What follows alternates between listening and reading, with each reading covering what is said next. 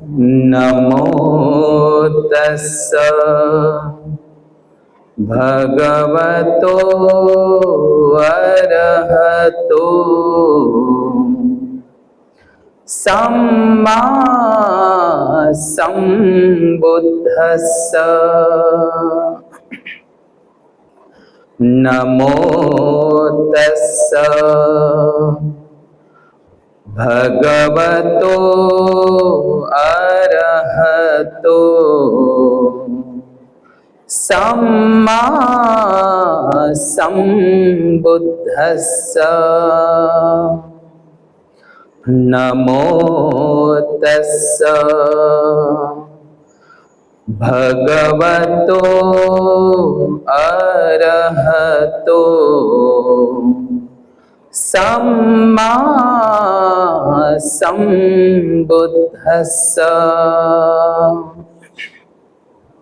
विश्वशांतीदूत, विश्ववंदनीय, the light of world या जगाचा प्रकाश, विश्वदीप, महान कारुणिक, अरहत, सम्यक संबुद्ध, देवानंद पियदस्सी, धम्मदायाद, महान सम्राट अशोक मौर्य, बोधिसत्व, विश्वरत्न, द सिम्बॉल ऑफ नॉलेज, जग बदलणारा बाप माणूस, महामानव डॉक्टर बाबासाहेब आंबेडकर या तीनही महामानवांना तिवार अभिवादन पंचांग प्रणाम करून उपस्थित सर्व श्रद्धाशील संपन्न बौद्ध उपासक तसेच उपासिका यांच्या प्रती मंगलाची कामना करतो।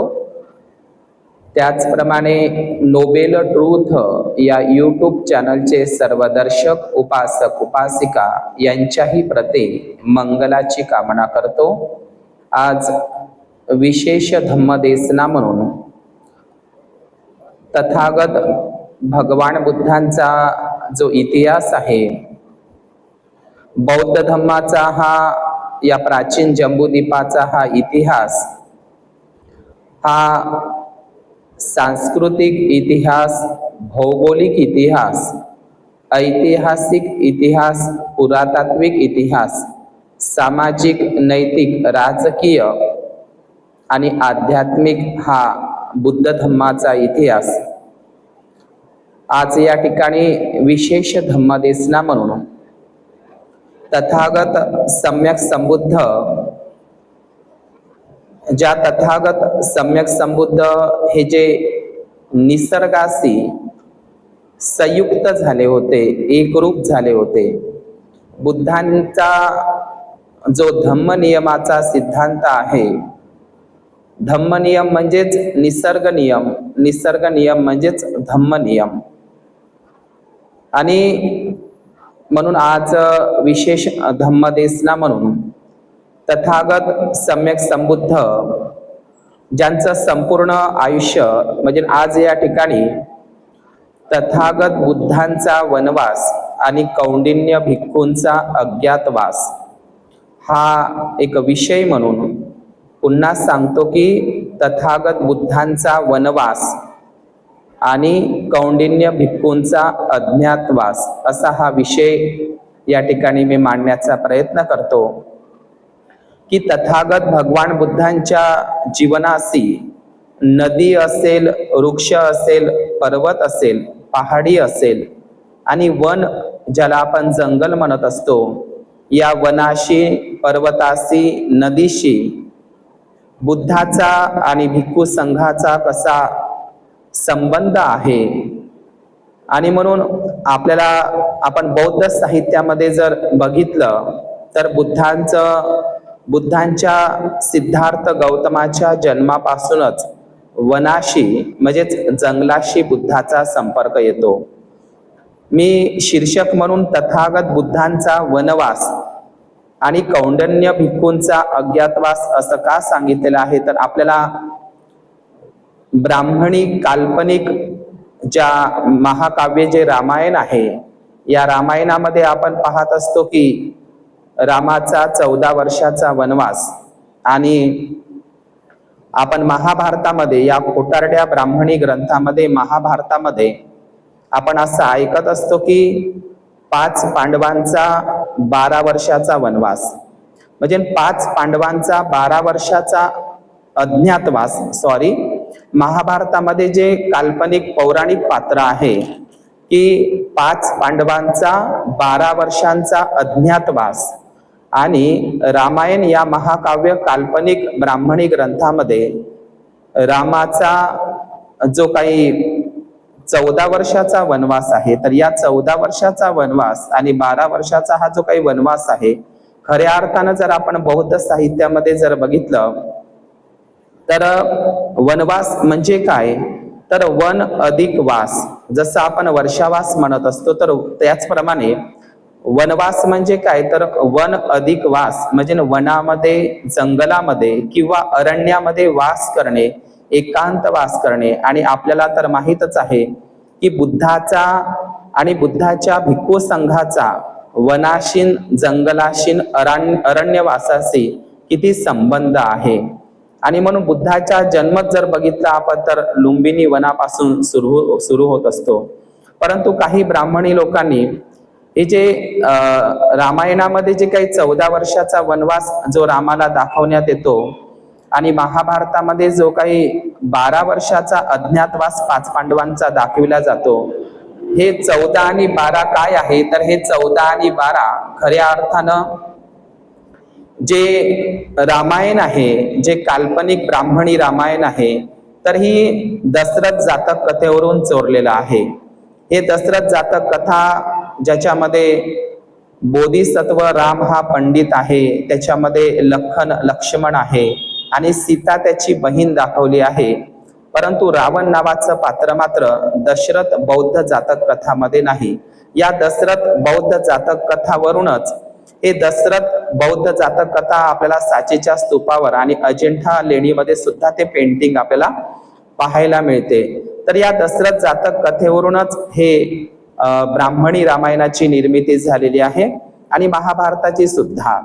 तर ज्या दशरथ जातक कथेमध्ये जो दशरथ राजा दाखवलेला आहे तो वाराणसी काशीचा राजा दाखवलेला आहे.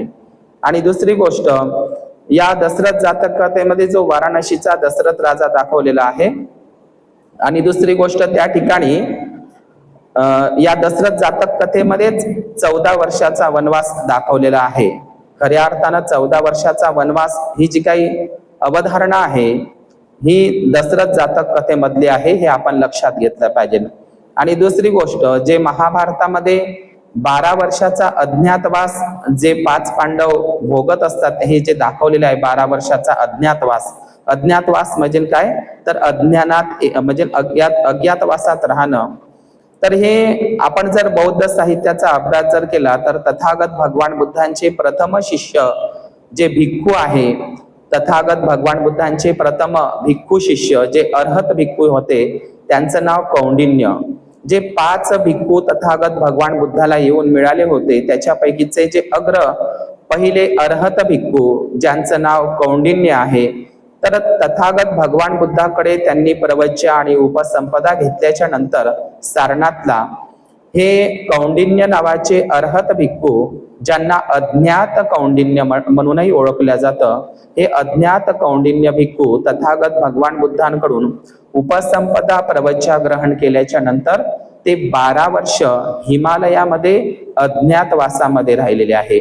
म्हणजे ही 12 वर्ष अज्ञातवासाची जी संकल्पना आहे, म्हणजे 12 वर्ष अज्ञातवासात कोण राहिलेलं होतं, तर 12 वर्ष कौंडिन्य नावाचे तथागत भगवान बुद्धांचे प्रथम शिष्य हे 12 वर्ष हिमालयामध्ये अज्ञातवासात राहिलेले होते. म्हणून कौंडिन्य भिक्खूला अज्ञात कौंडिन्य म्हणून ओळखल्या जातं. आणि म्हणून हेच 12 वर्षची ही जी 12 वर्ष जे अज्ञात कौंडिन्य जे अज्ञातवासात राहिलेले होते, आणि हेच महाभारतामध्ये ब्राह्मण लोकांनी हे 12 वर्ष हे 5 पांडव अज्ञातवासात राहिलेले आहे. हे बौद्ध साहित्यामधूनच चोरी झालेली आहे. हेच माझा सांगण्याचा या ठिकाणी उद्देश आहे. आपण सीतेचा वनवास, रामाचा वनवास 14 वर्षाचा जे पाहत असतो, 14 वर्षाचा वनवास, हे 14 वर्षाचा वनवास हे दशरथ जातक कथेमधल्या बोधिसत्व पंडित रामचा हा वनवास दाखवलेला आहे. तर वन, जंगल, पर्वत, नदी यांच्याशी बुद्धाचा आणि भिक्खू संघाचा कसा काय संबंध आहे, आपल्याला माहित आहे की बुद्धाच्या जीवनामध्ये नदीचं किती महत्व आहे. जसं की रोहिणी नदी, त्यानंतर अनोमा नदी, त्यानंतर निरंजना नदी, त्यानंतर सारनाथची गंगा नदी आणि कपुत्थ नदी, अचिरावती नदी आणि गोदावरी नदीचा सुद्धा उल्लेख बौद्ध साहित्यामध्ये आपल्याला सापडतो.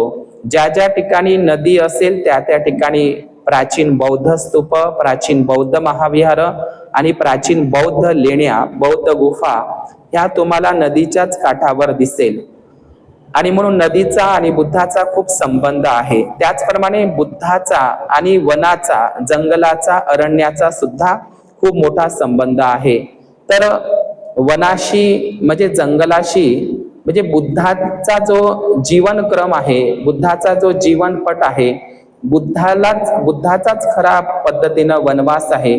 बुद्धाचे अर्धे अधिक आयुष्य त्यांच्या जन्मापासून तर त्यांच्या महापरिनिर्वाणानंतर वनाशीन तथागत बुद्धांचा खूप मोठा संबंध आपल्याला दिसतो. म्हणून बुद्धांचाच खरा वनवास आपण बघितला पाहिजे. आणि वनवास म्हणजे काय, तर वनामध्ये वास करणे. तथागत भगवान बुद्धाकडे देवदत्त नावाचा जो भिक्खू होता, तर हा देवदत्त नावाचा भिक्खू एकदा तथागत सम्यक संबुद्धाकडे आला आणि त्यांनी तथागताला जे काही 5 नियम सांगितले की तथागता, परंतु ते तथागतांनी ते नियम मान्य केले नाही भिक्खू संघासाठी. विनयामध्ये ते पारित करावे असं देवदत्त म्हणतो की ते कोणते, तर भिक्खू संघ हा केवळ वनामध्ये जंगलामध्येच त्यांनी राहावं, त्यांनी गावामध्ये निवास करून राहू नये. ही जी काही ही जी गोष्ट देवदत्त पारित करायला लावतो विनयामध्ये, तर तथागत भगवान बुद्ध त्याला अमान्य करत असतात. कारण भिक्खू हे सदैव वनामध्ये अरण्यामध्ये राहू शकत नाही. आणि म्हणून तथागत भगवान बुद्धांनी जरी एखादा भिक्खू किंवा भिक्खुणी जरी तो कुटुंबापासून जरी दूर गेला असेल, परंतु मात्र समाज हे त्याचं एक कुटुंबच असतं. एखादा भिक्खू जंगलामध्ये, पहाडामध्ये, एकांतवासात, अरण्यामध्ये, गुफेमध्ये जरी राहत असेल, एकांतवास करत असेल ध्यान धारणेसाठी, तरी पण मात्र धम्म प्रचाराकरिता आणि भिक्षाटन चारिका करण्याकरिता त्यांना म्हणजे लोकसमूहामध्ये, समाजामध्ये, नगरांमध्ये, गावांमध्ये यावंच लागतं. कारण जरी भिक्खू हा गृहत्यागी असला, म्हणजे तो जरी कुटुंबापासून दूर गेला असेल, तरी पण मात्र समाज हा त्याचं एक प्रकारे कुटुंबच आहे. आणि समाजामध्ये त्यांना भिक्षाटनाच्या सोबतच त्यांना धम्माचा प्रचार आणि प्रसार उपदेश सुद्धा करावा लागतो. आणि म्हणून भिक्खू हा कायमस्वरूपी जंगला पहाडात राहू शकत नाही. त्याला चारिकेसाठी, भिक्षाटनासाठी ते गावामध्ये यावंच लागतं. कारण भिक्खू आणि भिक्खुणी हे बुद्धाच्या धम्माला जिवंत ठेवत असतात आणि उपासक उपासिका हे भिक्खू आणि भिक्खुणीला जिवंत ठेवत असतात. आणि म्हणून ही धम्मरथाची 4 चाकं आहे. आणि म्हणून आपण लक्षात घेतलं पाहिजे की तथागत भगवान बुद्धांनी देवदत्ताचा नियम तो पारित केलेला नव्हता. तर सांगण्याचं तात्पर्य हेच आहे की तथागत भगवान बुद्धांचा जो वनाशीन, जंगलाशीन, अरण्याशीन कसा संबंध आहे, हाच विषय या ठिकाणी मी मांडण्याचा प्रयत्न करत आहोत. तर आपल्याला माहित आहे की आपण बुद्ध आणि त्यांच्या धम्मग्रंथामध्ये जर बघितलं तर त्याच्यामध्ये बुद्धाचा वृक्षासीन म्हणजे झाडाशीन सुद्धा कसा संबंध आहे, तोही इतिहास आपण माहिती करून घेतला पाहिजे. आपण बुद्ध आणि त्याच्या धम्मग्रंथात जर बघितलं तर महामाया तिच्या आखाडी पौर्णिमेला तिला जे स्वप्न पडत असतं, तर त्या स्वप्नामध्ये महामायेचा स्वप्नामध्ये जो पलंग उचलला जातो, जे 4 चतुर्दिक्पाल तिचा पलंग स्वप्नामध्ये उचलून नेतात आणि तो मान सरोवरामध्ये घेऊन जातात, तिला आंघोळ घालतात. आणि जो पलंग महामायेचा स्वप्नामध्ये ते घेऊन जातात, तर ते शाल वृक्षाखाली ते 4 चतुर्दिक्पाल ठेवत असतात. म्हणजे बुद्धाच्या म्हणजे महामाया देवीच्या स्वप्नाशी सुद्धा शाल वृक्षाचा संबंध आहे. त्यानंतर साल वृक्षाचा संबंध आपल्याला माहित आहे की सुकिती सिद्धार्थ गौतम, जे बोधिसत्व सुकिती सिद्धार्थ गौतमाचा जन्म लुंबिनी वनामध्ये, तराई प्रांतामध्ये, तो सालवनामध्ये झालेला आहे आणि साल वृक्षामध्येच झालेला आहे. साल वृक्षाची झाडं आणि शाल वृक्षाची झाडं, साल म्हणजे हा जो शब्द आहे, शाल वृक्षाची फुलं ही पांढरी शुभ्र असतात आणि महामाया देवी ज्या वैशाख पौर्णिमेच्या पर्वावर महामाया देवी पूर्व दिशेला तोंड करून त्या शाल वृक्षाला तिची फांदी, शाल वृक्षाची फांदी महामायेनं पकडली होती पूर्व दिशेला तोंड करून, आणि त्या साल वृक्षाच्या फांदीला धरूनच वैशाख पौर्णिमेला उभ्या उभ्यानेच बोधिसत्व सिद्धार्थ गौतमाचा जन्म त्या शाल वृक्षाखाली झाला, म्हणजेच लुंबिनी वनात झाला, जंगलात झाला. म्हणजे बुद्धाच्या सिद्धार्थ गौतमाच्या जन्मापासूनच वनाचा किती मोठा संबंध आहे. म्हणजे खुल्या आकाशामध्ये, लुंबिनीच्या वनामध्ये आणि त्या साल वृक्षांच्या झाडाखाली बोधिसत्व सिद्धार्थ गौतमाचा जन्म झाला. आणि या साल वृक्षाला अंग्रेजीमध्ये शोरिया म्हणतात. आजही विदर्भामध्ये सालबर्डी नावाचं गाव आहे. सालबर्डी म्हणजे काय? सालबर्डीला या वर्धा जिल्ह्यामध्ये सालबर्डी आहे. साल म्हणजे काय? तर साल वृक्षांनी वेढलेला बरड, ज्या सालबर्डीला आजही बौद्ध लेण्या पाहायला मिळतात आपल्याला. आणि दुसरी गोष्ट आपण जर बघितलं तर या साल वृक्षाचा संबंध, या साल वृक्षाखालीच जे कुशीनगरचं मल्लराजांचं जी राजधानी होती, कुशीनगर किंवा कुशीनारा, तर त्याला सालवाटिकाही म्हणतात. म्हणजे संस्कृत शब्द शाल आहे आणि पाली शब्द साल आहे. तर कुशीनगरचं जे, कुशीनाराचं जे शाल वाटिका, या शाल वनामध्ये दोन्ही वृक्षाच्या म्हणजे दोन्ही शाल वृक्षाच्या मधोमध तथागत सम्यक संबुद्ध आनंदाला सांगतात की आनंदा, माझी महापरिनिर्वाणाची वेळ जवळ आलेली आहे. आपण या दोन्ही शाल वृक्षाच्या मधोमध संघाटी अंतरावी आणि तथागत बुद्ध त्या शालवनामध्ये, शाल वाटिकामध्ये, त्या शाल वृक्षाच्या दोन्ही झाडाच्या बीचोबीच ते आपलं महापरिनिर्वाण प्राप्त करत असतात. आणि म्हणून शाल वृक्षाचं एक बौद्ध धम्मामध्ये, म्हणजे याला जे म्हटलेलं आहे लुंबिनी वन, हे एक प्रकारचं शालवनच आहे, कारण ते शाल वृक्षांनी वेढलेलं होतं. आणि म्हणजे सिद्धार्थ गौतमाचा जन्म शालवनात झाला आणि त्यांचं महापरिनिर्वाण शालवन म्हणजे कुशीनगर येथील शालवनातच झालेलं आहे. आणि दुसरी गोष्ट, आजही आपल्याला जर अजिंठा लेणीमध्ये, जगप्रसिद्ध अजिंठा लेणी जे आहे 29 नंबरची शेवटची लेणी, त्या लेणीमध्ये सुद्धा आपल्याला दोन्ही शाल वृक्षाच्या मधामध्ये भगवान बुद्धांची महापरिनिर्वाण बुद्ध मूर्ती मुद्रा आपल्याला पाहायला मिळेल. असं जैन साहित्यामध्ये असा उल्लेख आहे की जैन धर्माचे 24वे तीर्थंकर निगंठनाथ पुत्त म्हणजेच वर्धमान महावीर यांना जी ज्ञान प्राप्ती झाली ते शाल वृक्षाखाली झाली, अशी जैन धर्मामध्ये सुद्धा मान्यता आहे. आपण बुद्धांच्या आईचे, महामाया देवीचे अनेक नाव आहे. त्याचपैकी महामाया देवीचे, बुद्धाच्या आई महामाया देवीचं आणखी एक नाव आहे, ते नाव म्हणजे शालभंजिका. शालभंजिका, तर हे शालभंजिका हे शिल्प, म्हणजे शालभंजिका हे बुद्धाच्याच आईचे एक नाव आहे महामाया देवीचे. तर शालभंजिका नावाचं शिल्प आपल्याला अजिंठा लेणीमध्ये, कार्ले, भाजे, बेडसे अशा सर्वच सातवाहन बौद्ध लेण्यांमध्ये, साची भरू स्तूपांमध्ये आणि प्राचीन बुद्ध विहारांमध्ये शिल्पकला म्हणून आपल्याला शालभंजिका, म्हणजे एक स्त्री आहे आणि ती स्त्री शाल वृक्षाच्या झाडाला, फांदीला अशी पकडून आहे, असं ते शिल्प असतं. म्हणजे शाल वृक्षाच्या फांदीला पकडलेलं शिल्प जे जन्माच्या वेळीचं आहे. तर अशी ते शालभंजिका महामाया शिल्प सुद्धा आपल्याला साचीच्या स्तूपावर सुद्धा आपल्याला ते, आणि अजिंठा लेणीमध्ये सुद्धा ते पाहायला मिळतं. आणि अशा प्रकारे शाल वृक्ष, या शाल वनाचा किती बुद्धाच्या जीवनाशी संबंध आहे. आजही छत्तीसगड, झारखंड आणि मध्य प्रदेश मधील जे आदिवासी नागवंशी बांधव आहे, जे प्राचीन काळाचे बुद्धिस्ट होते, आजही छत्तीसगड या प्रांतामध्ये आदिवासी मूलनिवासी बांधव हे शाल वृक्षाची पूजा करतात.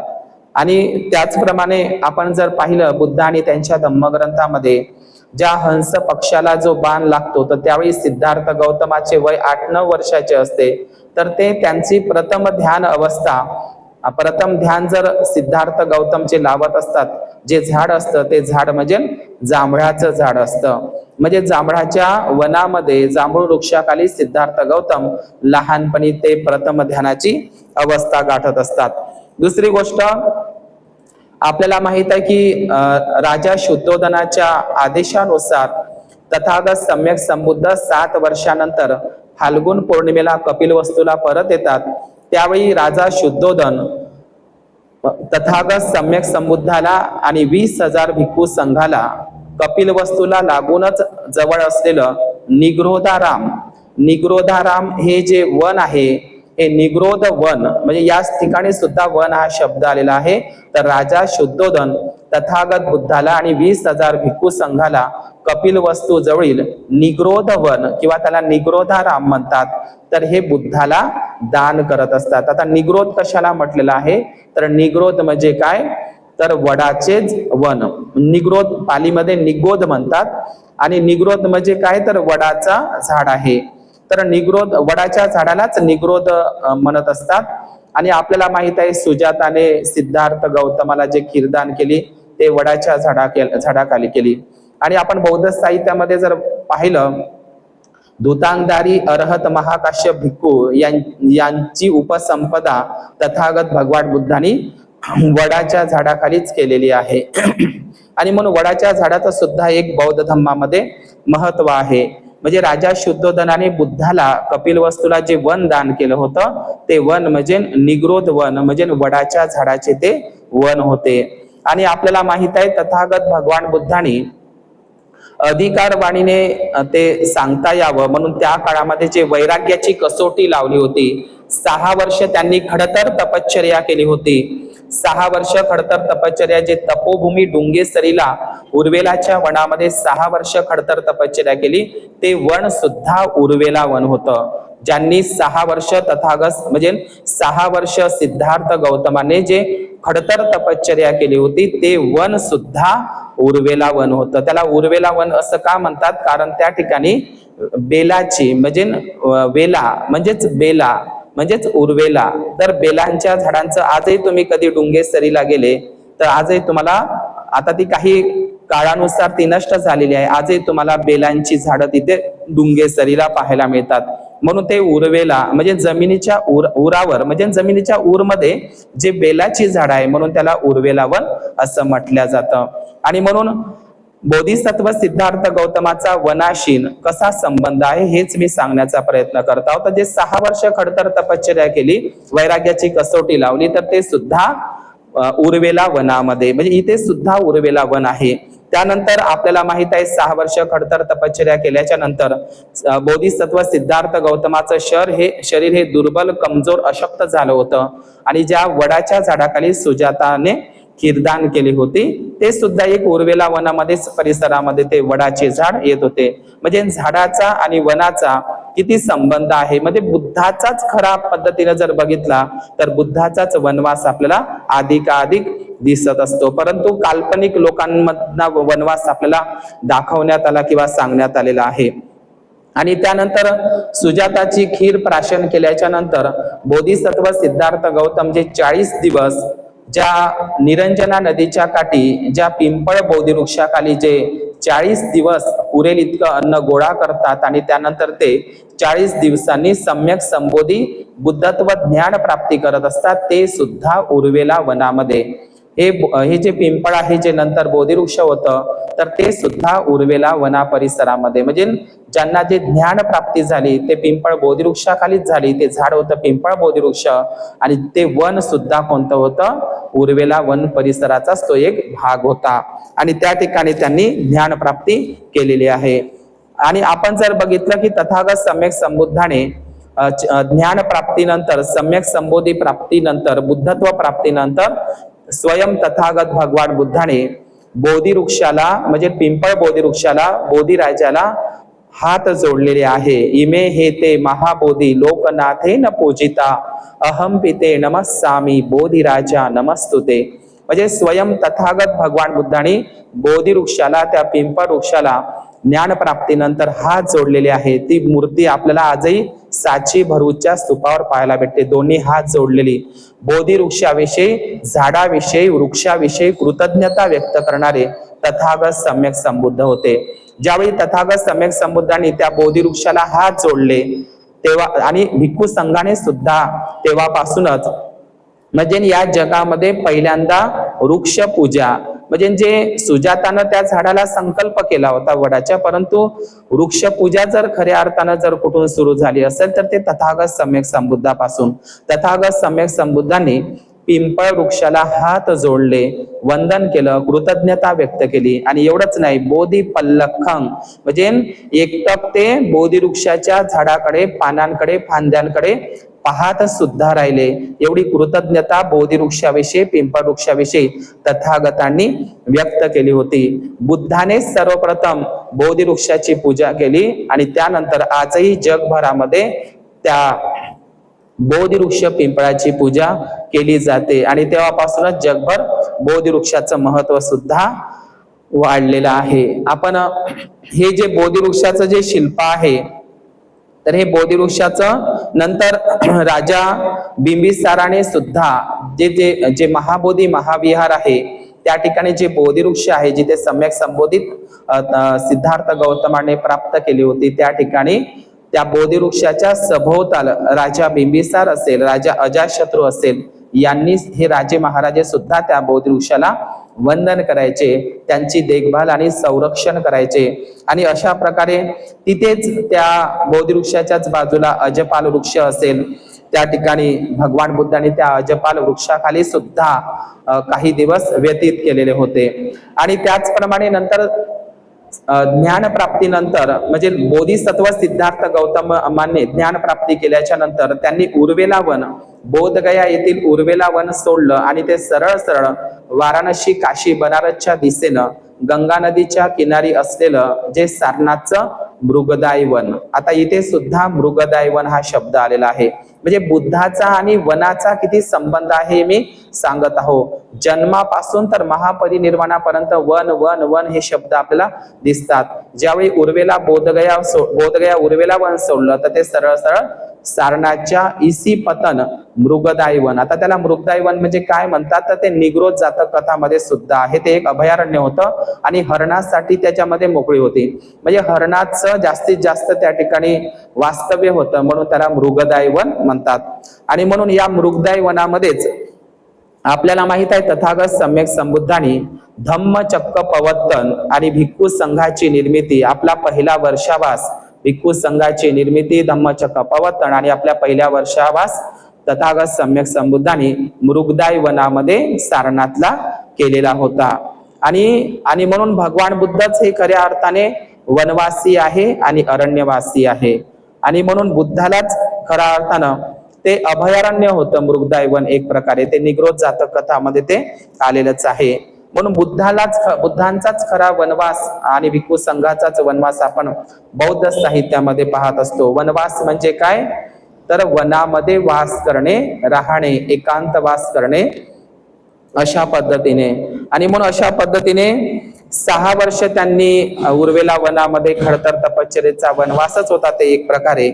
आणि बौद्ध भिक्खू लोक सुद्धा वनवास करत असतात, म्हणजे वनामध्ये. म्हणूनच म्हटलं जातं हिंदीमध्ये जंगल में मंगल. जर माणसाला, मनुष्याला जर आपलं मंगल साधायचं असेल, हित सुख साधायचं असेल, निब्बाण सुख साकायचं असेल, तर त्यांनी वनात सुद्धा काही दिवस एकांतवास घालविला पाहिजे. म्हणून जंगल में मंगल ही जी म्हण पडलेली आहे, मनुष्याला मंगल साधायचं असेल तर त्यांना जंगलाच्या दिशेनं. म्हणून आपल्याला माहित आहे की बोधिसत्व सिद्धार्थ गौतमाने जेव्हा कपिलवस्तू सोडली तर ते राजगृहाच्या वनामध्येच त्यांनी प्रयाण केलेलं होतं. आपण पाहिलं असेल की 13 धुतांग एक प्रकार आहे, 13 धुतांगाचे प्रकार आहे. तर या 13 धुतांगा प्रकारामध्ये सुद्धा रुखंग मूलगत तोवा, म्हणजे सुरुवातीला भिक्खू लोक झाडाखाली, वृक्षाखाली वर्षावास करायचे. त्यानंतर ते झाडांच्या फांद्या असेल, मातीच्या कुट्यामध्ये वर्षावास करायचे. नंतर नेहमी कुट्या आणि गवताच्या कुट्या या नष्ट होत असतात, टिकाऊ नसतात. म्हणून बुद्ध लेण्यांची संकल्पना सम्राट अशोकांनी राबवली आणि नंतर बुद्ध लेण्यांमध्ये वर्षावास सुरू झालेले होते. परंतु सुरुवात जर बघितली तर तथागत सम्यक संबुद्ध आणि भिक्खू लोक हे रुखंग मूलगत तोवा, म्हणजे वृक्षाच्या म्हणजे झाडाखाली, वनातील झाडाखाली ते वर्षावास किंवा एकांतवास करायचे. आपल्याला माहित आहे की 7 वर्षानंतर जे मी तुम्हाला सांगितलंच आहे की तथागत आणि त्यानंतर आपल्याला माहित आहे तथागत सम्यक संबुद्धाचे जे त्यांच्या आयुष्यातील जे पहिले दान आहे, जे पहिली भूमिदान आहे, ते म्हणजे मगध देशाचा राजा बिंबिसार हा तथागत सम्यक संबुद्धाला त्यांच्या म्हणजे गावापासून जास्त दूरही नाही आणि गावापासून जास्त लांबही नाही आणि महामार्गावर लोकांना सहज येता येईल असं राजा बिंबिसार आपल्या राणीचे म्हणजे खेमा राणीचे जे आवडतं जे गार्डन असतं, बगीचा असतं, जे वन असतं, त्याला ते राजगृहाचं म्हणजे वेळुवन. तर वेळुवन म्हणजे काय, तर ठिकाणी वेळूचे बांबूची खूप सारी झाडं असतात. तर हे राजगृहचं वेळुवन तथागत सम्यक संबुद्धाला आणि भिक्खू संघाला राजा बिंबिसार दान करत असतो. आपण जर आयुष्यामध्ये बघितलं तथागत भगवान बुद्धाला प्रथम दान कोणतं म्हणजे भूमिदान कोणतं, तर ते वेळुवन हे राजा बिंबिसार वेळुवन दान करत असतो. याच वेळुवनामध्ये याच राजगृहातील वेळुवनामध्ये तथागत भगवान बुद्ध राहुलवाद सुत्ताचा अंबलटिकावाद सुत्ताचा उपदेश करत असतात. याच वेळुवनामध्ये बिंबिसाराच्या राहुलाचे परिनिर्वाण वेळुवनामध्येच होत असतं आणि म्हणून वेळुवन हे बिंबिसारांनी दिलेलं बुद्धाला ते दान आहे. या ठिकाणी सुद्धा वन हा शब्द आहे आणि या वेळुवनामध्ये सुद्धा तथागत बुद्ध थांबलेले आहे. या राजगृहामध्येच बुद्धाची आणि भिक्खू संघाची सेवा करणारा राजवैद्य जीवक नावाचा जो चिकित्सक होता बुद्धाच्या काळामध्ये, हा जीवक, या जीवकाने सुद्धा राजगृह नगरीमध्येच जीवकाने त्याच्या आवडीचं आम्रवन म्हणजे ज्याला जीवक आम्रवन म्हणतात, जे आजही राजगिरीला आहे, जीवक आम्रवन तथागत बुद्धाला आणि भिक्खू संघाला राजगृहाचे दान केलेले होते. त्याचप्रमाणे आपल्याला माहित आहे की तथागत भगवान बुद्धांचा महाउपासक सुदत्त अनाथ पिंडक, जो महादानी अनाथ पिंडक आहे, जो श्रावस्तीचा असतो, तर हा श्रावस्तीचा सुदत्त अनाथ पिंडक तथागत भगवान बुद्धाला श्रावस्तीचे जेतवन सोन्याच्या स्वर्ण मुद्रा अंथरून जेत राजकुमाराकडून ते विकत घेतात आणि बुद्धाला आणि भिक्खू संघाला दान करतात. आणि म्हणून ते जेत राजकुमाराचं असल्यामुळे त्याला जेतवन म्हणतात. आणि त्या जेतवनामध्ये तुम्हाला माहित आहे तथागत भगवान बुद्धांचं सर्वात आवडतं ठिकाण म्हणजे श्रावस्तीचे जेतवन होते. आणि या जेतवनामध्ये तथागत भगवान बुद्धाने आपल्या आयुष्यातील 25 वर्षावास त्या जेतवनामध्ये केलेले होते. आणि या ठिकाणी सुद्धा जेतवन हा शब्द आलेला आहे, म्हणजे इथे सुद्धा वन हा शब्द आलेला आहे. त्यानंतर आपल्याला माहित आहे की एकदा श्रावस्तीच्या जेतवनामध्ये राजा प्रसेनजित येतो आणि तथागत बुद्धाला हात जोडतो आणि म्हणतो, तथागत सम्यक संबुद्धा, आपण श्रावस्तीला जेतवनात 25 वर्षावास केले, पण आपण धम्म प्रचाराकरिता बाहेर जाता, तर त्यावेळी तुमच्या अनुपस्थितीमध्ये काही उपासक लोक माघारी जात असतात, त्यामुळे आम्ही कोणाला वंदन करावं. तर त्यावेळी तथागत भगवान बुद्ध आनंद भिक्खूला, उपस्थायक भिक्खूला, जो आनंद तथागत बुद्धांची 25 वर्षे सेवा करतो, तर आनंद भिक्खूला सांगतात की हे आनंदा, आपण बोधगयेला जावं आणि त्या ठिकाणचा जो काही बोधिवृक्ष आहे तो बोधिवृक्ष बोधगयेचा आपण श्रावस्तीच्या जेतवनामध्ये तो लावावा, जेणेकरून त्या बोधिवृक्षाला, पिंपळाला वंदन करणे म्हणजे बुद्ध रूपालाच वंदन करणे होय. जर मी श्रावस्तीच्या जेतवनामध्ये उपस्थित नसलो, बाहेर निघून गेलो प्रचाराकरिता, चारिकाकरिता, तर लोक त्या बोधिवृक्षाला, पिंपळ वृक्षाला वंदन करतील. म्हणजे बोधिवृक्ष म्हणजे एक प्रकारचं बुद्ध रूपम सकलं सदा, ते बुद्धाचंच रूप आहे, प्रतिबिंब म्हणून ते वंदन करतील. आणि म्हणून आनंद भिक्खूने ते बोधिवृक्षाचं झाड आजही श्रावस्तीला जेतवनामध्ये लावलेलं आहे. आजही आपण ते झाड त्या ठिकाणी जेतवनामध्ये पाहू शकतो. आणि म्हणून तथागत भगवान बुद्धाने ते वृक्षप्रेमी किती होते हे आपल्याला दिसतं. आणि म्हणून आपण त्यानंतर जर बघितलं की तथागत सम्यक संबुद्ध एकदा वैशाली गणतंत्र या ठिकाणी जात असतात, तर वैशालीला जे आंब्याच्या वनामध्ये आंब्याच्या झाडाखाली एका महानाम नावाच्या एका व्यक्तीला आम्रपाली नावाची एक मुलगी आंब्याच्या झाडाखाली सापडते आणि म्हणून तिचं नाव आम्रपाली ठेवलं जाते. की ज्या आंब्याच्या वृक्षांनी, झाडांनी तिचं पालन केलं म्हणून तिचं नाव पालीमध्ये, म्हणून तिला आम्रपाली असं नाव ठेवलं जाते. तर ज्या आम्रवनामध्ये ज्या आंब्याच्या झाडाखाली आम्रपालीचा जन्म झाला असतो, तर ते आम्रवन, त्या आम्रवनामध्ये वैशालीच्या त्या आम्रवनामध्ये तथागत बुद्ध आणि 500 भिक्खू संघ एकदा जात असताना आम्रपाली त्या ठिकाणी भोजनाचं आमंत्रण घेऊन येत असते आणि भोजन झाल्याच्या नंतर तथागत सम्यक संबुद्धाला आणि भिक्खू संघाला आम्रपाली ते वैशालीचे आम्रवन बुद्धाला दान करत असतात. आम्रवन म्हणजे काय, तर आंब्याचे वन, ज्याला आपण मराठीमध्ये आमरई सुद्धा म्हणत असतो. तर अशा प्रकारे तथागत भगवान बुद्धाने वैशालीला जो आपला काळ व्यतीत केलेला आहे आणि भगवान बुद्धाने आपले शेवटचे प्रवचन, तथागत भगवान बुद्धाने आपले शेवटचे प्रवचन आणि शेवटचा वर्षावास वैशालीला जो केलेला आहे तो सुद्धा आम्रवनामध्येच केलेला आहे.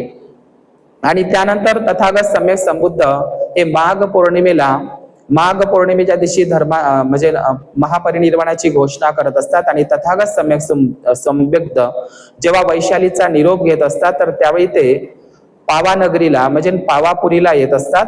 हे मल्ल लोकांची राजधानी असते. मल्लांच्या 3 राजधान्या असतात, कुशिनारा, अनुप्रिया आणि पावापुरी, किंवा तिला पावानगरी म्हणतात. तर या पावापुरीला सम्यक संबुद्ध जेव्हा येत असतात या पावानगरीला, तर हे पावानगरीला चुंद लोहाराच्या आम्रवनामध्येच थांबत असतात. तथागत सम्यक संबुद्ध आपल्या आयुष्यातील शेवटचे भोजन चुंद लोहाराच्या मालकीच्या त्या आम्रवनामध्येच करत असतात. म्हणजे या ठिकाणी सुद्धा चुंद लोहार मग तथागत बुद्धाला आणि भिक्खू संघाला महापरिनिर्वाणाच्या म्हणजे त्या ठिकाणी ते आम्रवन नंतर ते दान करत असतात. आणि अशा प्रकारे वनाचा आणि बुद्धाचा भिक्खू संघाचा किती संबंध आहे हेच माझा सांगण्याचा उद्देश आहे. आणि त्यानंतर आपण जर पाहिलं की ज्याला आता साकेत अयोध्या म्हणून प्रसिद्ध, म्हणजे साकेत अयोध्या म्हणून सांगितलं जातं, परंतु त्या ठिकाणी बावरी नावाच्या भिक्खूच्या नावावर ते बावरी बौद्ध महाविहार होतं. अयोध्येचं जुनं नाव साकेत होतं. आणि हे साकेत नगरी, या साकेत नगरीचा आणि बुद्धाचा सुद्धा खूप संबंध आलेला आहे. या साकेत नगरीमध्ये तथागत सम्यक संबुद्ध हे अंजन वनामध्ये ते थांबलेले होते. म्हणजे अंजनवन म्हणजे काय, तर तथागत सम्यक संबुद्ध साकेत नगरीमध्ये अंजनवन त्यांना दान दिलेलं होतं. म्हणजे साकेत नगरीमध्ये अंजनवन, या अंजनवनाशी सुद्धा बुद्धाचा संबंध आहे. दुसरी गोष्ट, अंजनवनीय नावाचा बुद्धाच्या कालखंडामध्ये भिक्खू सुद्धा होता. अंजन म्हणजे काय, तर त्या ठिकाणी अंजनाची आजनाची झाडं सुद्धा विस्तृत प्रमाणात होती. त्यानंतर तथागत सम्यक संबुद्ध कौशांबीला आल्याच्या नंतर त्या ठिकाणचा कौशांबीचा जो राजा असतो, उदयन राजा, तर त्यांच्या त्या कौशांबी नगरीमध्ये घोषित सेठ, पावारिक सेठ आणि कुकुट्टाराम सेठ हे सुद्धा तथागत भगवान बुद्धाला ज्या वनामध्ये जे वन दान करतात, हे 3ही श्रेष्ठी, तर ते सुस्वर वन असतं. म्हणजे कौशांबीला सुद्धा ते वनातच थांबतात, संकिशाला सुद्धा ते वनातच थांबतात. आणि अशा प्रकारे जे मग नंतर मथुराला येतात, तर मथुराला सुद्धा ते वनामध्येच थांबत असतात. तर अशा प्रकारे आपण जर बघितलं की रेवत भिक्खूंचं उदाहरण, की बुद्धाच्या काळामध्ये रेवत भिक्खू होते, बुद्धाचे शिष्य, ते खदीर वनीय होते. खदीर वनीय म्हणजे, खदीर म्हणजे काय, तर बाभळीचे झाड, म्हणजे ते बाभळीच्या वनाच्या जंगलामध्ये जास्तीत जास्त राहायचे. बुद्धाच्या काळामध्ये जे काही भिक्खू असायचे, की तथागत बुद्ध असायचे, जे दात घासायचे, ते आपण जाणून घेतलं पाहिजे. विनय पिटकामध्ये निंबाची काडी असेल, सिरस असेल किंवा बाभळीच्या काडीने दात घासण्याची पद्धत विनय पिटकामध्ये आहे. बुद्धाच्या कालखंडामध्ये जे काही पळस फूल, जे म्हणजे एकतर लाल मातीचा किंवा पिवळ्या मातीचा कलर चिवराला द्यायचे, किंवा मग पळसाच्या फुलाचा कलर सुद्धा चिवराला द्यायचे. आणि म्हणून बुद्धाच्या काळामध्ये चंपारण्य, जे चंपारण्यामध्येच वैशाली आणि केसरिया, जे भगवान बुद्धांचं जे भिक्षापात्रावर जे स्तूप बांधलेलं आहे, ते चंपारण्य. चंपारण्य हे पूर्वी आणि पश्चिम चंपारण्य आजही बिहारमध्ये आहे, बिहार राज्यामध्ये. तर तिथे चंपारण्य म्हणजे काय, तर चंपा वृक्षाचे अरण्य म्हणजे जंगल, वन. इथे सुद्धा भगवान बुद्ध वैशालीहून निघत असताना ते चंपारण्य महामार्गानं गेलेले होते. तसेच भगवान बुद्धांच्या जीवनात शिंभेस्कला वन असेल, किंवा मग महाकांचन भिक्खू आहे जे उज्जैनचे त्या काळामध्ये बुद्धाच्या, तर त्यांना महाकांचन वन गोपाल माता राणीनं दान केलेलं होतं. त्याच पद्धतीनं बुद्धाचा आणि वनाचा किती संबंध आहे ते मी या ठिकाणी सांगत आहो. म्हणजे वन, बुद्धच खरे वनवासी आहे, बुद्धांचाच खरा वनवास आपण जर बघितला तर बुद्धांचाच वनवास आपल्याला बौद्ध साहित्यामध्ये जाणवतो. जन्मापासून तर महापरिनिर्वाणापर्यंत आणि वर्षावासाचे अनेक संपूर्णच्या संपूर्ण वर्षावास तथागत भगवान बुद्धांनी वनामध्येच केलेले दिसतात. म्हणजे जसं आपण नाव जर बघितलं, मी वाचून दाखवतो, लुंबिनी वन, सालवन आहे, निग्रोध वन आहे, जेतवन आहे किंवा वैशालीतील महावन आहे. ज्या वैशालीतील महावनामध्येच भिक्खुणी संघाची कुटागारशाला येथे स्थापना झाली होती. म्हणजे लुंबिनी वन, सालवन, निग्रोध वन, जेतवन, वैशाली येथील महावन किंवा वेळुवन, उर्वेला वन, सारनाथ येथील मृगदाय वन, साकेत येथील अंजन वन असेल किंवा मथुरा येथील भेसकला वन, आम्रवन, महाकांचन वन, सप्तपर्णी वन, ज्याच्यामध्ये सप्तपर्णी गुफा जी राजगृहला होती तिथे पहिली धम्मसंगीती झाली होती. आणि बुद्धाच्याच काळामध्ये मौर्य राजवंश होता, मौर्य घराणं होतं, तर त्यांनी सुद्धा अंगार स्तूप बांधला होता, तो पिप्पली वनामध्ये. पिप्पली वन म्हणजे काय, तर पिप्पली हा शब्द संस्कृत आहे, पिप्पली म्हणजे काय तर पिंपळाचे वन. आणि अशाच प्रकारे सप्तपर्णी गुफामध्ये सुद्धा, सप्तपर्णी कशाला म्हणतात, जे 7 पानाची झाडं दिसतात, 7 पानं असतात त्या वृक्षाला, म्हणून त्याला आजही तुम्ही सप्तपर्णीची झाडं तशी भारतामध्ये सर्वत्र आपल्याला पाहायला मिळतात. ते आपल्याला ओळखता येत नाही, पण ते राजगृहामध्ये होते. म्हणून त्याला जी पहिली धम्मसंगीती आहे बुद्धाच्या महापरिनिर्वाणानंतर, ती धम्मसंगीती राजगृहला सप्तपर्णी वनामध्ये किंवा सप्तपर्णी गुफा पर्वतामध्ये भरलेली होती. आपण मिलिंद प्रश्नाचं उदाहरण जर बघितलं तर जेव्हा मिलिंद राजाच्या सर्व प्रश्नाची उत्तरं नागसेन भिक्खू देतात, तर त्यावेळी असा उल्लेख आलेला आहे मिलिंद प्रश्न ग्रंथामध्ये की नागसेन भिक्खूंच्या अंगावरती मंदार वृक्षाचा वर्षाव केला जातो. मंदार वृक्ष कशाला म्हणतात, तर मंदार वृक्ष म्हणजेच जे रुईचे पांढरे फुलं असतात. आज आपण पाहिलं असेल ब्राह्मणी लोक हनुमानजीला ते पुष्प वाहत असतात, परंतु आपण मिलिंद प्रश्नामध्ये जर बघितलं तर मंदार वृक्षाच्या पुष्पांचा वर्षाव नागसेन भिक्खूवरती झाला होता, असं आपण बौद्ध साहित्यामध्ये पाहत असतो. किंवा पारिजाताचे फुलं, ज्याला बकुळ म्हणतो आपण, बकुलीचे फुलं, बुद्धाच्या काळामध्ये सुंदर गोड मंजूळ आवाज असणारा तथागतांचा शिष्य म्हणजे बकुळ नावाचा भिक्खू होता. म्हणून आपल्या याच्यामध्ये पारिजात म्हणजे बकुळीचं एक झाड असतं, हे पारिजाताचा आणि संकिशा बौद्ध स्थळाचा खूप एक संबंध आहे. काही हिंदू ब्राह्मणी लोक म्हणतात की पारिजात फुलाचं झाड हे स्वर्गामधून इंद्रदेवाशी भांडून लोकांनी पृथ्वीवर आणलेलं आहे. ही खोटी गोष्ट आहे. पारिजाताचा संकल्पना जी आहे ती संकिशा येथील म्हणजे उदाहरणावरून आपल्याला ते दिसतं की अशा पद्धतीने.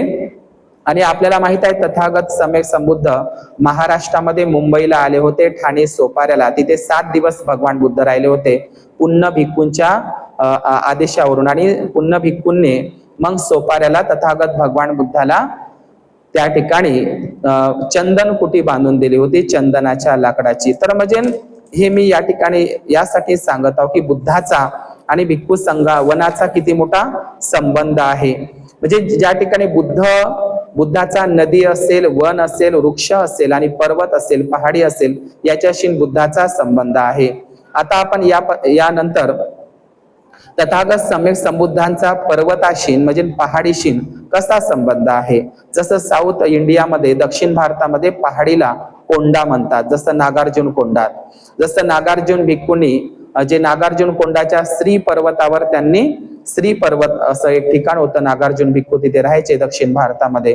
कोंडा म्हणजे पहाडी होत असते तेलुगू भाषेमध्ये, तर ते सुद्धा श्री पर्वतावर राहत होते.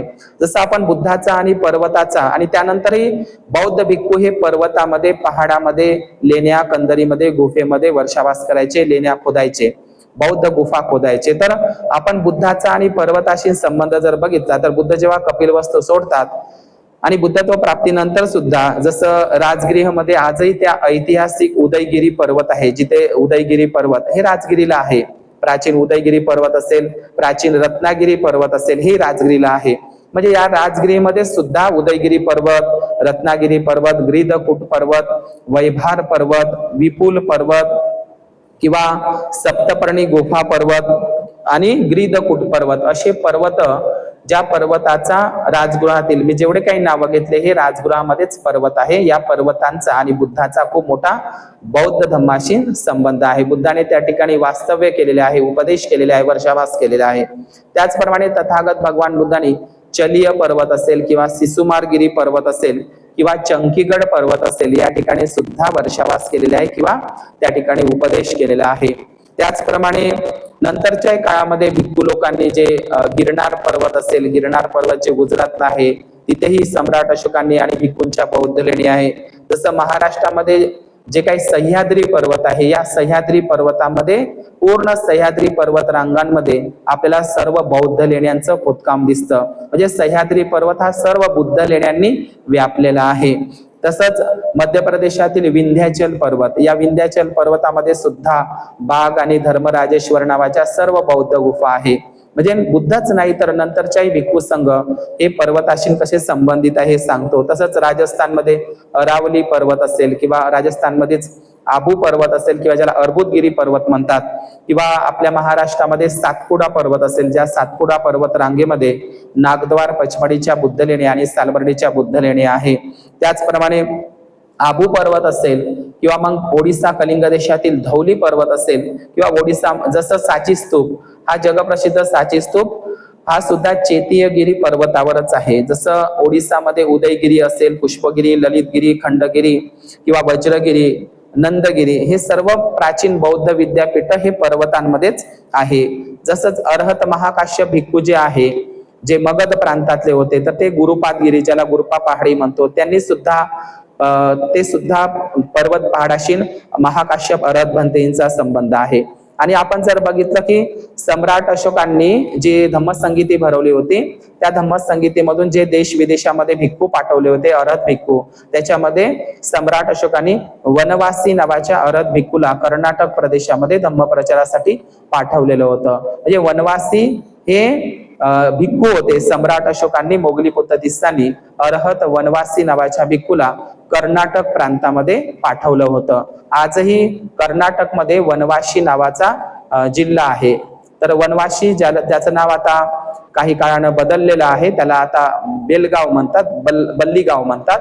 तर वनवासी हे एक भिक्खूचं नाव जे होतं ते वनवाशी, जिथं कदंब राजवंश आणि चुटू बौद्ध राजवंशाची सत्ता होती कर्नाटकमध्ये. तर हे वनवाशी जे क्षेत्र आहे, तर हे वनवाशी भिक्खूवरूनच वनवाशी प्राचीन धम्मनगर कर्नाटकमध्ये होतं, त्याचं नाव आता सध्याला बदललेलं आहे. मग वनवासी अरण्यवासी कोणाला म्हणतात, तर बुद्धाला आणि भिक्खू संघचे अरण्य किंवा वनवासी राहायचे. नंतरच्या काळामध्ये आमच्या आदिवासी नागवंशी बांधवांना वनवासी म्हणून घोषित करण्यात आलं, कारण ते सुद्धा वनवासी आदिवासी मूल्यवासी बांधव नागवंशी बांधवच होते. ते सुद्धा प्राचीन काळातले बुद्धिस्ट लोक होते. आणि म्हणून लक्षात घ्या, जो काही 12 वर्षाचा वनवास महाभारतामध्ये 5 पांडवांना 12 वर्षाचा अज्ञातवास झाला, तर हे 12 वर्षाचा अज्ञातवास 5 पांडवाचा महाभारतातला नाही, तर तो कौंडण्य भंतेजी 12 वर्ष अज्ञातवासात होते. आणि जो रामायणामध्ये 14 वर्षाचा वनवास दाखवलेला आहे, तर हा दशरथ बौद्ध जातक कथेतल्या बोधिसत्व पंडित रामाचा तो 14 वर्षाचा वनवास दाखवलेला आहे. तर ह्या कल्पना बौद्ध साहित्यामधूनच ब्राह्मणांनी चोरलेल्या आहे. तर आणि लक्षात घ्या, या ठिकाणी जे मी तुम्हाला सांगितलं आहे की म्हणजे 12 वर्ष जे म्हणजे महाकाश्य म्हणजे अर्हत कौंडिन्य भिक्खू, जे अज्ञात कौंडिन्य भिक्खू आहे, जे 12 वर्ष अज्ञात वासात राहिलेले होते. तर आपण जर बघितलं की महामहिंद्र आणि संघमित्रा यांनी प्रवज्या घेतल्यानंतर भिक्खू बनल्यानंतर ते सरळ श्रीलंकेला धम्मप्रचारासाठी नाही गेले.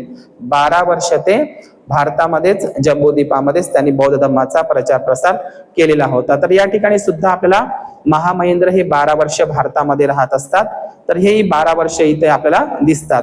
तर हे सेम दिसतात. तर म्हणून या ठिकाणी म्हणजे बुद्धाचा आणि भिक्खू संघाचा आणि वनासीन जंगलाशीन बुद्धाचा काय संबंध आहे हे मी या ठिकाणी सांगण्याचा प्रयत्न करतो. आणि म्हणून बुद्ध आणि भिक्खू संघ हे जंगलामध्ये, वनामध्ये, पहाडीमध्ये राहत असताना बुद्धाला आणि भिक्खू संघाला औषधीचं ज्ञान होतं, चिकित्सा शास्त्र आणि औषधी उपचार बुद्धाला, म्हणून बुद्धाला भैषज्य गुरु म्हणतात, बुद्धालाच वैद्यनाथ म्हणतात, वैद्यनाथ बुद्धालाच म्हणतात.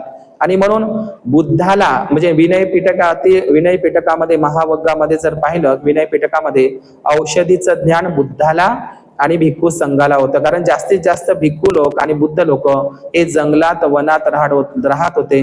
प्रत्येक झाडाचं त्यांना नॉलेज होतं, कोणतं झाड कुठल्या रोगावर चालतं, प्रत्येक झाडाच्या वन औषधीचं त्यांना ज्ञान होतं.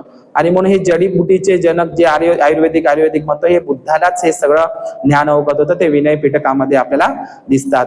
पित्त दोष, वात दोष आणि कफ दोष, जे आपण नाडी परीक्षण म्हणतो, पित्त दोष, वात दोष आणि कफ दोष, हे बुद्धाचंच आहे विनय पिटकामध्ये. आज ते लोक, मौलवी लोक वगैरे करत असतात.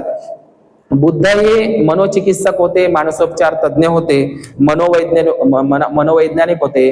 मनाच्या रोगाच्या निदानासोबतच ते शारीरिक रोगाचं सुद्धा निदान बुद्धाकडे होतं. म्हणून बुद्धाला भैषज्य गुरु म्हटल्या जात असतं. आणि म्हणून बुद्धाला औषधी ज्ञानाचं पूर्ण ज्ञान होतं. बुद्धाच्या कालखंडामध्ये जर आपण बघितलं तर बुद्धाच्या कालखंडामध्ये आहार भोजन कोणता होता, तर बुद्धाच्या कालखंडामध्ये चावल हे प्रमुख भोजन होतं, ज्याला राज आहार म्हणायचे.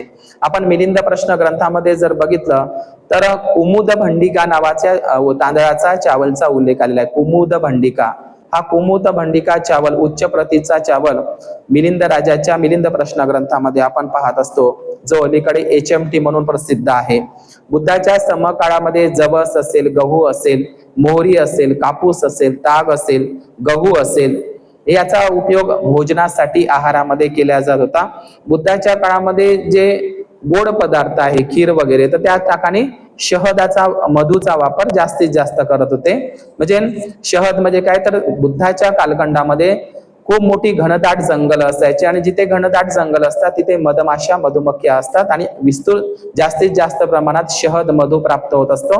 म्हणून बुद्धाच्या काळामध्ये गोड पदार्थ करण्यासाठी शहदाचा, मधूचा वापर केला जात होता. आजही आपण भिक्खू संघाला आपण पाहत असतो की एका बंदराने बुद्धाला शहददान केलेलं होतं. आजही बौद्ध राष्ट्रामध्ये भिक्खू संघाला शहद, मधू दान करण्याची परंपरा पौर्णिमेला आहे. तर ज्याला मधु पौर्णिमा सुद्धा बौद्ध धम्मामध्ये म्हटलं जातं. आणि म्हणून बौद्ध धम्माचं जर आपण बघितलं तर विनय पिटकामध्ये बुद्धाने जे काही तेल आहे, लोणी आहे, तूप आहे, साखर आहे, दही आहे, याला औषधीच्या रूपामध्ये मानलेलं आहे. आणि म्हणून तथागत सम्यक संबुद्धाचा वनाशीन आणि वृक्षाशीन काय संबंध आहे तेच मी या ठिकाणी सांगण्याचा प्रयत्न करतो. तर बुद्धाने ताडी, जे ताडी एक प्रकारची दारू असते, त्याला बुद्धाने मनाई केलेली आहे.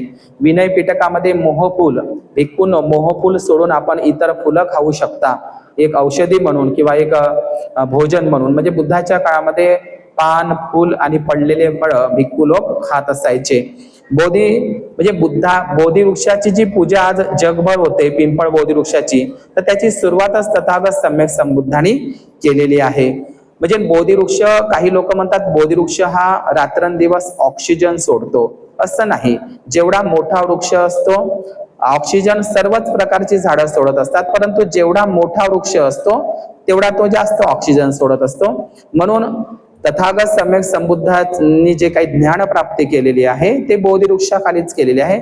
बोधिवृक्ष हा जगभर पूजल्या जातो, वंदनीय आहे बोधिवृक्ष. परंतु नंतर प्रतिक्रांतीच्या नंतर ब्राह्मणवादी लोकांनी पिंपळ वृक्षाला मध्ये बोधिवृक्षाला बदनाम केलं. कारण बदनाम याकरिता केलं कारण पिंपळ वृक्ष हा बोधिवृक्ष बुद्धाच्या जीवनाशी संबंधित आहे. बौद्ध लोक त्यांचं पूजन करतात, पूजा करतात, जगभरातील लोक त्याची पूजा करतात. ते बुद्धाचं रूपच आहे बोधिवृक्ष, पिंपळ वृक्ष. म्हणून प्रतिक्रांतीच्या नंतर ब्राह्मणांनी पिंपळाच्या झाडावर भूत असते, पिंपळाच्या झाडाखाली बसू नये, पिंपळाच्या झाडाखाली झोपू नये, पिंपळाच्या झाडाकडे पाहू नये, कारण पिंपळाच्या झाडावर भूत असते. परंतु पिंपळाच्या झाडाखाली भूत असते हे अपप्रचार ब्राह्मणांनी केलेला आहे. भारतामध्ये बोधिवृक्षाविषयी, पिंपळाविषयी भीती निर्माण केलेली आहे की पिंपळाच्या झाडावर भूत असते, परंतु पिंपळाच्या झाडाखाली बुद्ध असते हे त्यांना सांगायचं नव्हतं. पिंपळाच्या झाडाखाली बुद्ध असते, ते बुद्धाचंच रूप आहे हे सांगायचं नव्हतं. तर त्यांनी बुद्धाला बदनाम करण्यासाठी, बुद्धाच्या बोधिवृक्षाला बदनाम करण्यासाठी बुद्धाच्या त्या पिंपळाच्या झाडावर भूत असते आणि तो मुंजा असतो अशी सुद्धा प्रचार केला आहे. पिंपळ वृक्ष जर मुंजा असता तर त्याचे झाड आपल्याला पाहायला मिळाले नसते. मोठमोठ्या बिल्डिंगवर, इमारतीवर, आपल्याला दगडांवर सुद्धा पिंपळाचे झाडं आपल्याला दिसत असतात. एवढे जीवट ती झाडं असतात. म्हणून बोधिवृक्षाची बदनामी तेव्हापासूनच सुरू झाली जेव्हापासून जे महाबोधी महावीराचं जे पिंपळ वृक्ष होतं त्या पिंपळ वृक्षाविषयी पहिल्यांदा बदनामी केली, की जे महाबोधी महावीरापाशी बोधगया जे बोधिवृक्ष आहे त्याची बदनामी भारतामध्ये ब्राह्मणांनी पहिल्यांदा केली, की ज्या बोधिवृक्षाखाली बुद्धाला ध्यान म्हणजे बुद्धत्व प्राप्ती झाली होती त्या बोधिवृक्षाची पहिली बदनामी केली. आणि मग भारतामध्ये सर्वीकडे भारतातील सर्वच लोक जिथे जिथे भल्ली मोठी पिंपळाची झाडं दिसेल तर त्या पिंपळाच्या झाडाची बदनामी भारतामध्ये सर्वत्र सुरू झाली. आजही काही हिंदू बांधव पिंपळाचं झाड घरी लावणे अंगणात लावणे ते अशुभ असतं अपशकुन असतं म्हणून ती बदनामी केली जात असते. आणि म्हणून सर्व लोक आज बोधिवृक्षाची जगभर पूजा करत असतात. आणि म्हणून आपल्याला माहित आहे की बोधिवृक्षाची पूजा तथागत सम्यक संबुद्धाने केली, भिक्खूनेच त्याची सुरुवात केली, बुद्धाने त्याची सुरुवात केली.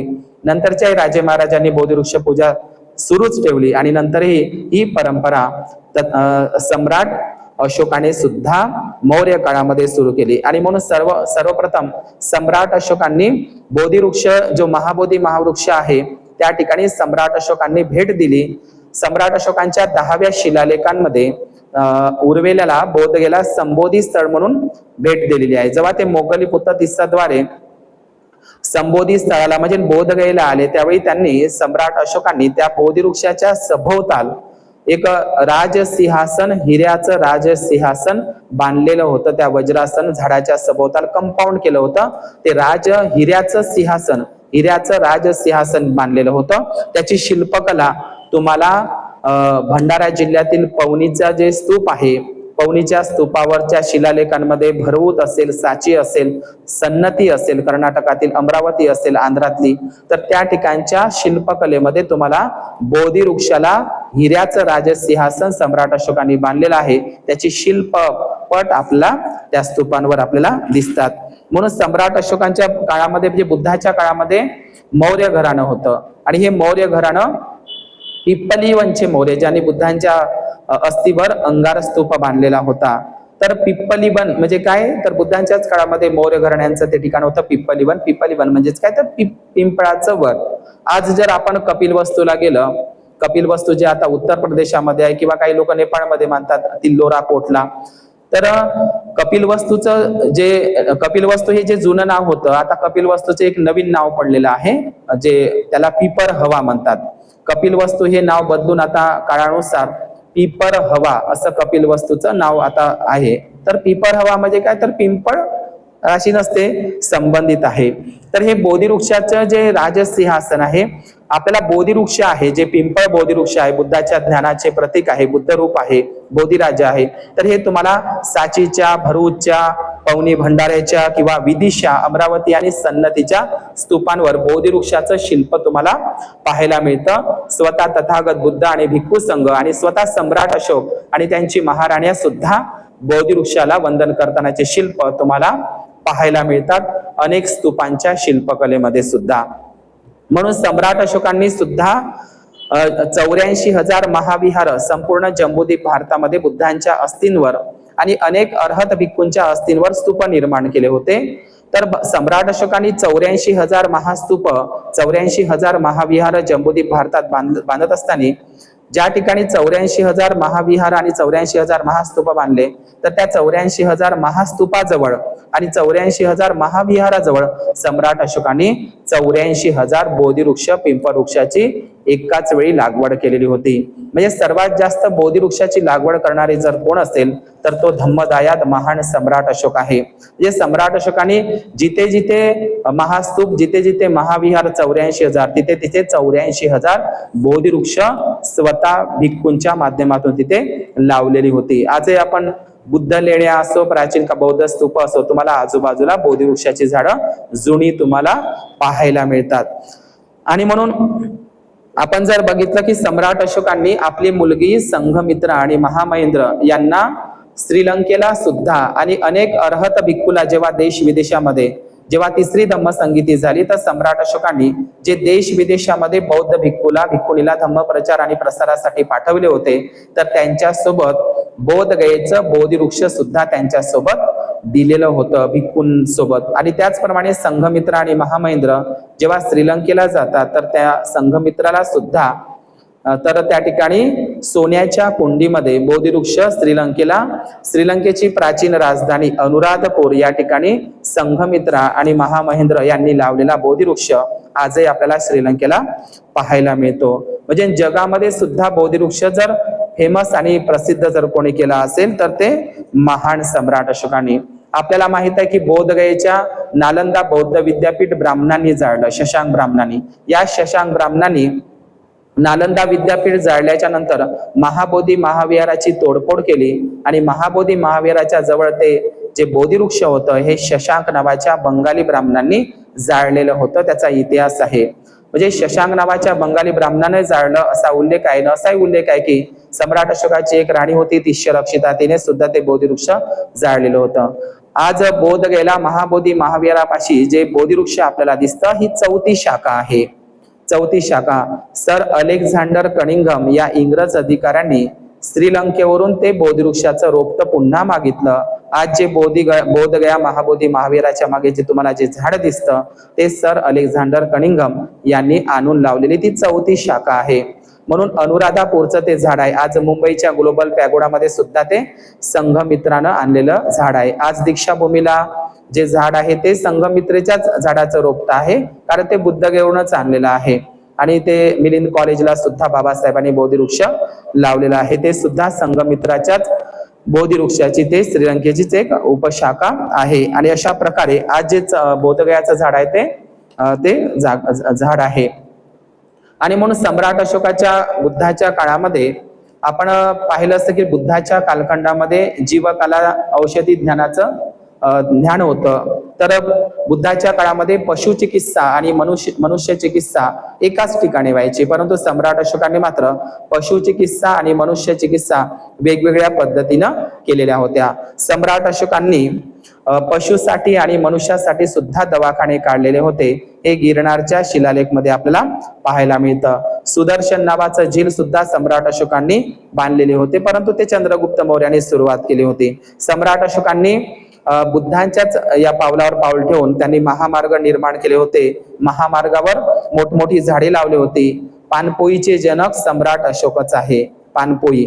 आणि नंतर पानपोया आपण जेवढ्या काही आपल्या महाराष्ट्रामध्ये कारले भाजे ज्या काही बुद्ध लेणे आहे, व्यापारी महामार्ग होते, ज्या व्यापारी महामार्गावरच भारतातील महाराष्ट्रातील नाणेघाट जे बोरघाट आहे आणि थल घाट आहे, या तीन जे व्यापारी मार्ग होते लोणावळ्यापासून तर जुन्नर शिवनेरी सोपाऱ्यापर्यंत कल्याणपर्यंत, तर या व्यापारी महामार्गावर आपल्याला जिथं जिथं बुद्ध लेण्या दिसते तिथे तिथे भिक्खूंनी पानपोढी निर्माण केली आहे. म्हणजे 12ही महिने पाणी स्टोरेज करत होते. म्हणजे व्यापारी लोक त्या व्यापारासाठी रस्त्यानं जायचे, तर ते व्यापारी लोक बुद्ध लेण्यामध्ये मुक्काम करायचे, विश्रांती करायचे, धम्म ऐकायचे भिक्खूंकडून आणि त्या लेण्यांना ते दान करायचे आणि त्या ठिकाणी पाणी सुद्धा प्यायचे, औषधीचा इलाज सुद्धा करायचे. म्हणून ते पानपोढी हा एक प्रकार आहे. लेणीमध्ये भिक्खू लोक पाणी जमा करून ठेवतात. प्रत्येक लेणीमध्ये ते तुम्हाला कारले भाजे बेडसेला पाहायला मिळेल.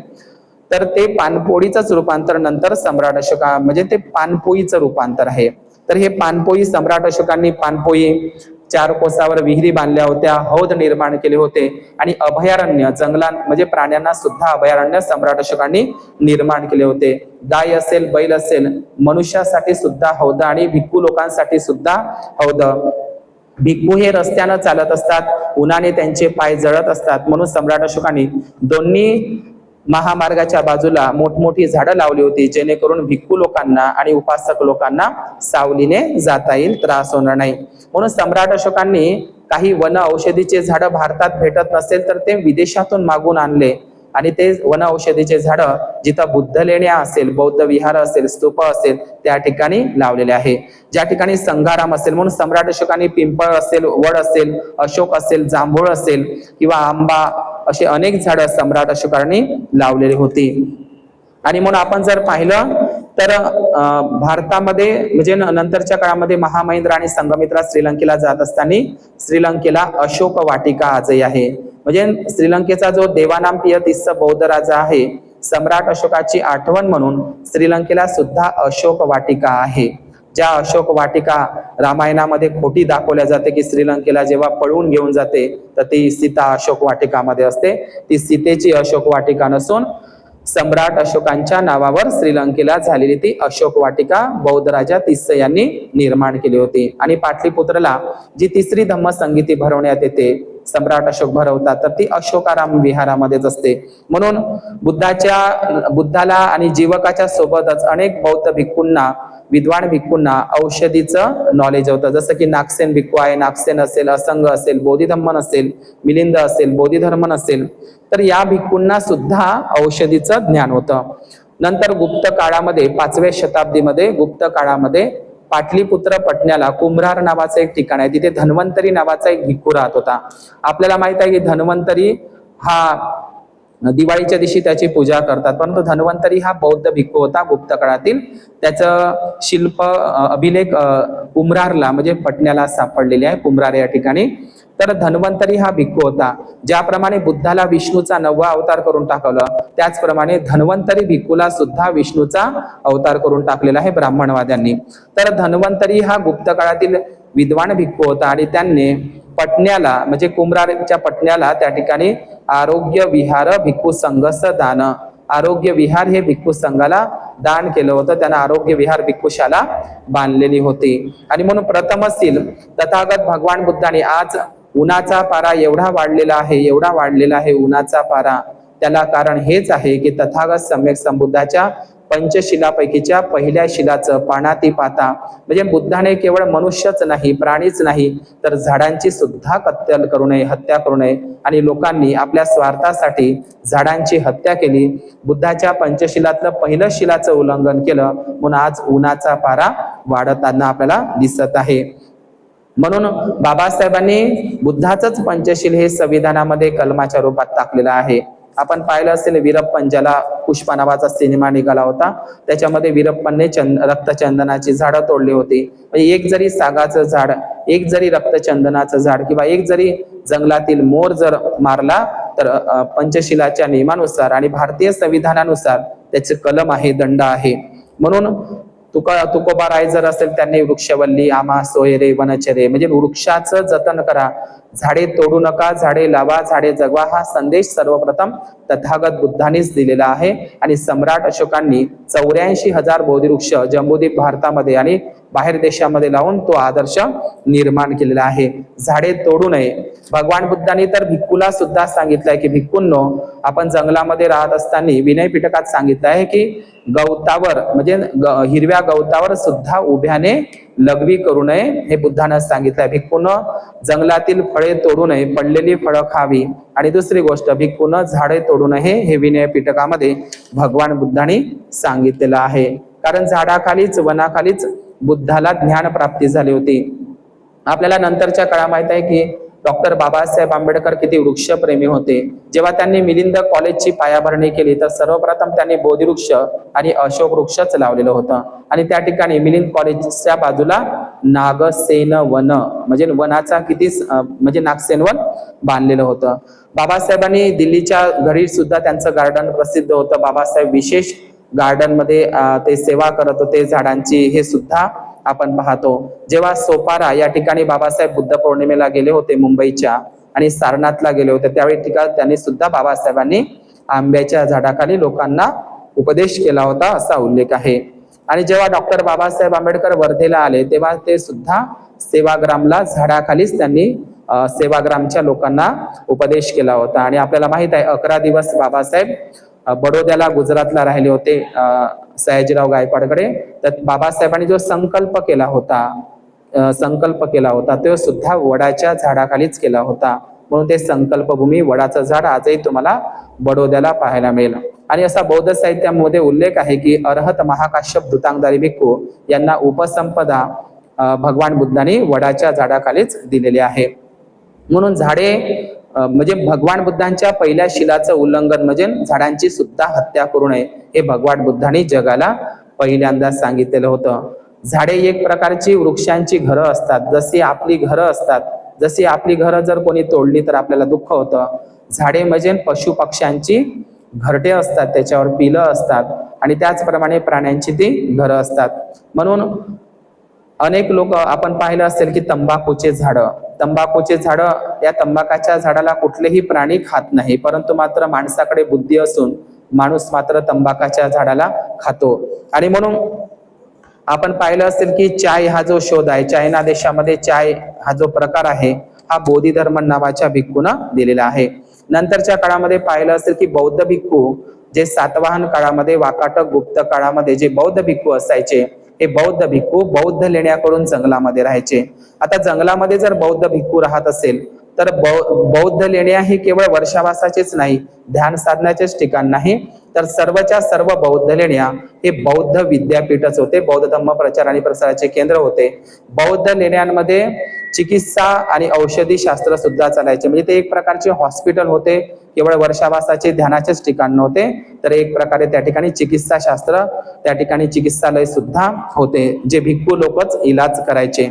आणि म्हणून बौद्ध भिक्खू जे जंगलात राहत असताना झाडं तोडत नव्हते, आणि म्हणून ते जंगला पहाडामध्ये बुद्ध लेण्या कोरायचे, जशा की अजंठा वेरूळ एलिफंटा असेल किंवा कारले भाजेच्या बेडसेच्या बुद्ध लेण्या असेल.